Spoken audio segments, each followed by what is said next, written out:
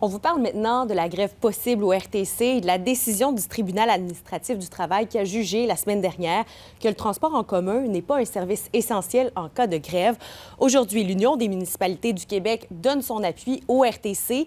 Et Louise, le président souhaiterait que le réseau de transport de la capitale porte cette décision en appel. Et il le fait sans détour, parce que la décision qui vient d'être rendue dans le dossier du RTC de ses chauffeurs, bien, ça dérange et ça dérange bien au-delà des frontières de la région de Québec. Et le RTC évalue toujours ses recours possibles à la suite de ce jugement-là.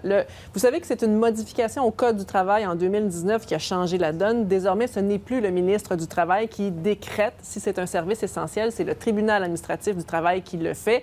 Et les maires aimeraient un retour en arrière parce que si le service d'autobus n'est pas essentiel à Québec, on se demande bien où il est au Québec. On espère sincèrement qu'ils décident d'en appeler de la décision pour qu'on puisse plaider notre cause. Puis il y a beaucoup d'autres organismes qui vont vouloir se joindre à l'UMQ et à Québec et au RTC pour plaider la cause, mais on a vraiment peur à ce précédent-là, assurément. Si le jugement du tribunal est robuste, nos experts nous le diront, bien, c'est la loi qu'il faut changer. C'est définitivement la loi qu'il faut changer, puis la pression va revenir sur le gouvernement du Québec.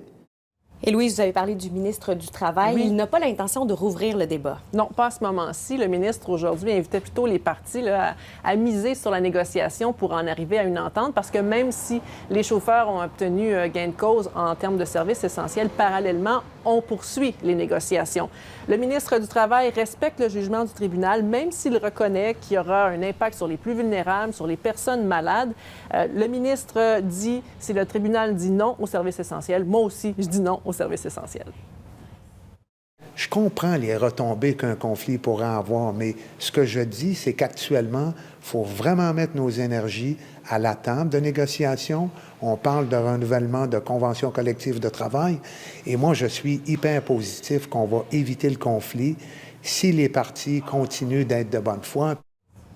Alors, il reste encore 2 semaines, ou à peu près, là, avant le 1er juillet. Alors, on va se croiser les doigts pour les usagers pour l'instant. Absolument. Merci beaucoup, Louise, d'avoir fait le point.